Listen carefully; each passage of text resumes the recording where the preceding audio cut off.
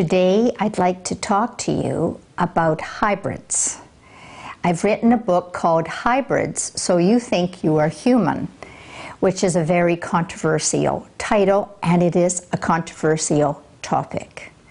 And the first question we better examine is, what is a hybrid? The first thing to know is that we are all hybrids.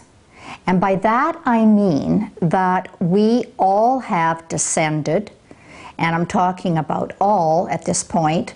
I mean all species on the earth, all plants, all animals, all rocks, all humans have descended from a chemical stew that came to the earth billions of years ago. And from that, we have all diversified and grown into the unique beings that we find ourselves to be. So how did this happen? Obviously, humans were not busy at that time with genetic engineering, so we have nothing to do with it. So this is a plan of spirit working through nature, nature infused with spirit, infused with conscious intelligence. And so if we think that all of this beautiful earth that we are enjoying is actually billions and billions of hybrids, so let us return to the question of what is a hybrid in the sense that I am addressing the topic today. I have been a psychotherapist for many years. And when I first started my practice, I thought that I would just be working with humans. And then, over the years, I've realized that some humans are not just fully human, they may be elemental hybrids. And that was my next learning that I had to embrace, to look at all the elemental hybrids that had entered into human evolution.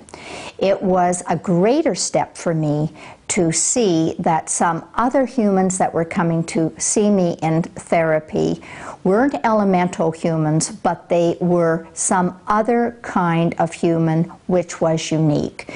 This started me on a really thorough investigation of the possibility of many different kinds of hybrids, and to date I've been looking at 22 kinds of possible hybrids that are evolving on the earth, all that are evolving in human bodies. And you may say, well, how could this actually be happening? I know that that's a very realistic question.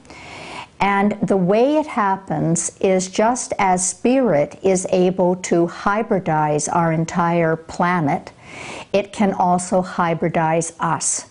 Working with the Akashic records and our genetic material, spirit is able to look at how can I bring a little bit of an elemental or a dolphin or an angel into a human body.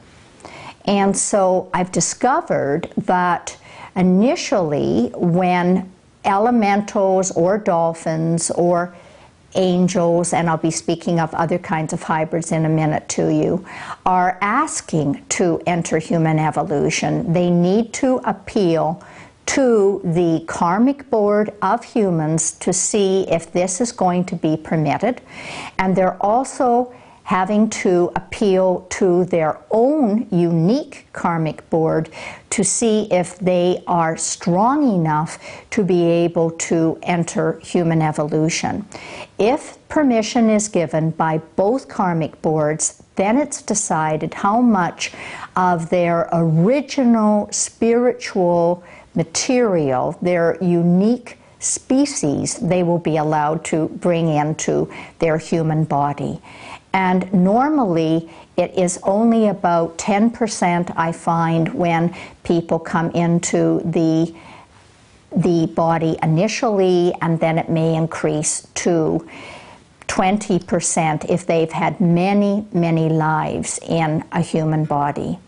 This is especially difficult for elementals who decide to be humans, because humans are beings of will, free will, we have very strong will, and this is not a strength of elementals.